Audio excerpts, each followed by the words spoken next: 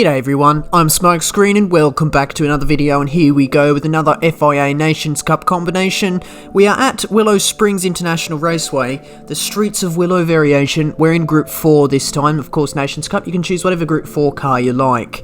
But Streets of Willow, very interesting track, aside from one time trial combination. I think it was the first week they introduced time trial mode. Aside from that, it has never been used in an official Polyphony Digital set race combination. But here we go, there's a first time for everything, so we're going to see how we go at Streets of Willow. Very narrow, twisty track, very narrow, hard to overtake as well, but we're going to go out for a qualifying session. But because this track is so twisty and narrow, to get the best lap times you've got to try and exploit those track limits, which means you've got to clip the gravel on the apex of some of these tight hairpin corners, and which means that you need a really stable car, and the two best cars up to that task are the Subaru WRX and the Mitsubishi Lancer Final Edition, both very stable, all-wheel drive Group 4 cars. We're going to go for our qualifying lap here. 10-minute session, so we had, I think it was 3 or 4 opportunities to set a lap, but I'm going to show you the final and what happened to be my fastest lap of the session here in the slipstream of VLX GTR. I take that nice wide entry onto the straight to get that speed, and we get into the slipstream of the Mitsubishi up ahead. We're going to take you through a lap here at Streets of Willow. Turn 1, very fast kink in the straight, and then turn 2, we're braking on the 100 metre board. Goes slightly deep thanks to that fast run we had at the start of the straight, but not to worry. Heading down the hill towards turn 3, we're going to be braking just after that sector time comes up. There's no other real braking points for that. Turn 4, 90-degree right-hander coming up, braking just before the cones on the left-hand side, nice and patient through here. Turn 5, we're going to clip the gravel on the apex. Same with turn 6, though we don't quite do that in this particular case, but not to worry. Lose a little bit of time there. Turn 7, long left-hander, feather that throttle so you're on the left-hand side of the track as the entry to the bowl. Turn 8, you want to be onto the left-hand side of the circuit. Leads down onto a straight, so it's very important to get onto the power early, which is why you sacrifice 7. Heading in towards the fast section now. Turn 10 is this left-hander here, braking just on the apex of turn 10 for turn 11. Nice and patient on the throttle as well. You don't really want to clip the grass there, we ran slightly deep. Turn 13 left, and then turn 14, the final corner here at Streets of Willow. Take a nice line onto the straight. Don't really want to clip the gravel in that particular instance, but it's not to worry. Come across the line with the 109.8, puts us 5th, and this is top split, by the way, as well, with Nick Makosi. That, of course, is Cody Latkovsky, FIA GTC World Finalist. But, of course, with these FIA races, we're going to enjoy the beautiful theatrical introduction.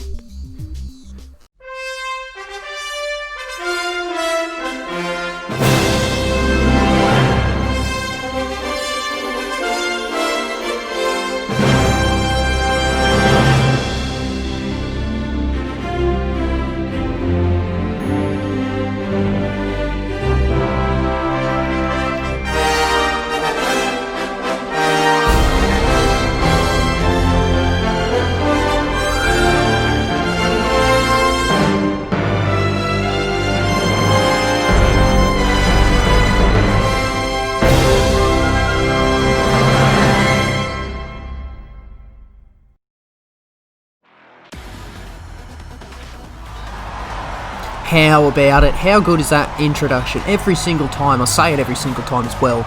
We come to the grid now, where we're going to meet my car in 5th position. Gone for the Subaru WRX, as I really enjoy this car. I've got quite a good amount of experience with this car too. It was the first car I ever drove when I first turned on the game as well. Quite interesting bit of Smokescreen trivia there. We're going to start the race now. So top split. The races in top split actually are normally not that interesting because everyone is very quick and most people tend to stay in the positions they're in, except for me. I tend to fall backwards generally, but we're going to see how we go here. First point of call, we're going to try and get through turn 1, or turn 2 technically, as that's the first braking zone, or warming up our tyres through turn 1 onto the braking zone of turn 2. We've got cold tyres as well, nearly run into the back of the KFC liveried Subaru WRX, driven by Amazing Hour. We're going to keep an eye on him actually. He's kind of pretty much the main point of the main source of interest in my race as well, as we kind of spend most of the race battling Amazing Hour. So we're going to keep an eye on that. Up in 3rd place, you've got Nick Makosi. So he is, of course, Cody Latkovsky. We're going to try and keep tabs on his car as well. So, of course, these top guys here, we've got McEwen, VLX, GTR, and Nick Makosi are the top 3. They are very top guys in Oceania. Some of the quickest people, and honestly, it's just an honour to be in a lobby. Actually, it's just an honour to be in a lobby with these people. To be matched up with these people is honestly that's enough of a win on its own. Amazing how he picks himself up a 1-second penalty for exploiting track limits heading through turn 11. He had all 4 wheels onto the gravel on the apex of 11, and the game swiftly hands him a 1-second penalty. He's been sentenced to a 1-second term in GT Sport imprisonment, which is the braking zone after the penalty gates heading down the back straight here at Streets of Willow.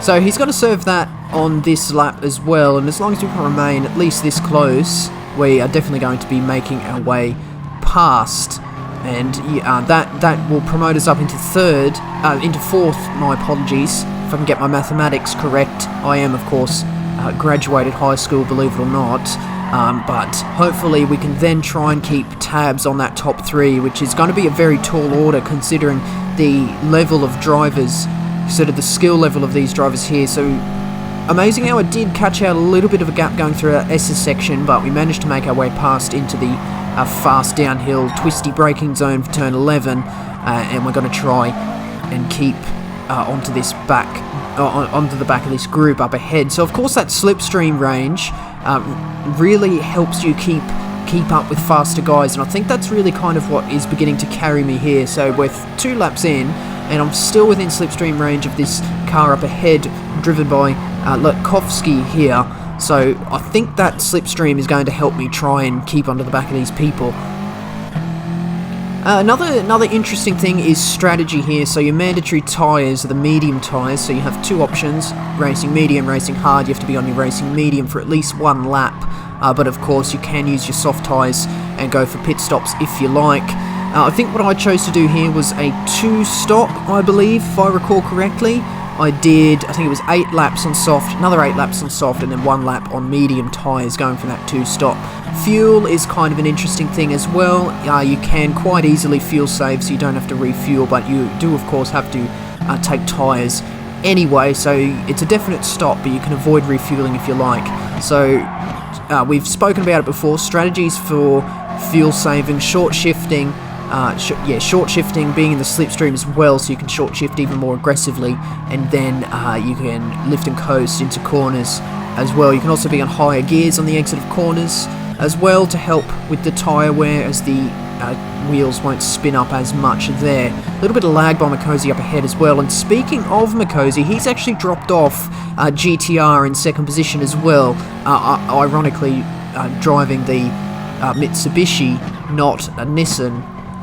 But that kind of tells me that Toyota 86 is probably not the best car for the race, and it actually definitely isn't, because I was originally, I don't know what was going on. I saw this combination and just went and chose the GT86 thinking it was manufacturer's combination for some reason, and then I was kind of reading a bit about it online, and people were saying you have to be in the Lancer or the Subaru, and I went and looked at the top 10, and it was all either the Subaru or the Lancer, which tells me that they are purposely choosing that car, as generally in Manufacturers' Cup your top 10 has quite a good mix of cars in there, thanks to everyone being forced to use their car that they chose at the beginning of the season. So I went back, and of course, yes, you can choose other cars, so I decided to go for the Subaru, and immediately, I think it was like within 3 laps of the Subaru, I was already going quicker than I was after a couple of hours of practice in the Toyota 86. That 86, of course, FR, front engine, rear wheel drive, doesn't really like to clip the gravel that much, but I'm sure in the hands of Makosi here, it can go on to achieve great things. But you see, we're 4 and a bit laps into the race now, and we're still hanging on to the back of Makosi here. This is really, when I was doing this combination, I was like, gee, I'm keeping up with Cody Lutkovsky here. How good's that? And I'm kind of keeping up with GTR by by consequence, as well as keeping up with Mikosi. The leader, McEwen, he's streaking away a bit. I think he is driving the Subaru WRX as well. You can see that little bit of yellow in the distance there, but we are beginning to feel a little bit of pressure from Amazing Hour behind. So he, of course, had that penalty on lap 2 when he got his way past. He brakes really early into turn 11, and obviously just not wanting to drive into the back of me, as that is a pretty swift way to get yourself a 1 second penalty, is contact with another car. Through the final corner now, onto the main straight. We've still got Amazing Hour in our slipstream on the coming down the main straight. We actually get a better exit from the final corner than Amazing Hour as well. Ranger rolls behind, goes into the pits on his soft tyres, and then we're going to come into turn 2 of lap 6. Nice late apex there. The curb sort of has a funny shape just on the end of it. It's got like a weird point. That's where your apex, which is nice and handy as well. Quite easy place. You know, it's a good reference point for your apex through turn 2. A little bit wide through turn 4 there. It's a very difficult corner, turn 4, because you can quite easily cut it as well, because the track limits are not the track limits are kind of, you know, you've got that runoff of the alternate layout right on the apex of turn 4. You can't use all of that, otherwise you would pick yourself up a penalty. Out onto the marbles on the exit of turn 8. The bowl, as we exit that banking there, we've got Amazing Hour firmly in our slipstream, about 1.8 tenths behind, into the braking zone for turn 11, which starts on the apex of turn 10. Just clip the gravel on the entry. If you're not careful, you can easily spin your car out as you turn into turn 11, thanks to touching that gravel through the braking zone into turn 11. On the exit onto the main straight, you see we've kind of been focusing on Amazing Hour behind, and thanks to that I've kind of lost touch with Mikosi up ahead a little bit, which is okay. I kind of never really expected to be able to overtake Mikosi, but just while I'm talking there, Amazing Hour gets the overlap through turn 2 and just makes his way past. He rotates that car quickly and then gets onto the power down the hill towards turn 3, and I just back right out of that, as I'm not going to be running side by side through these corners here. So this track, very narrow, and there's not many overtaking opportunities. You've kind of got to force one to happen, as Amazing Hour so did there, and you see immediately he's streaking away 1 second ahead of me already, so it's quite clear that I was holding him up. But that's going to be quite pivotal for later in the race, where we see our strategies come together. So of course none of the top 5 have got in for pit stops yet, myself included, but unfortunately we have definitely lost touch with Mikosi up ahead, but that's not to worry. My tyres have dropped off, and Mikosi is of course on a much higher level than myself. But we're going to come around the final corner now and onto the main straight, and we're going to see Mikosi going to the pits. He was on medium tyres the entire time.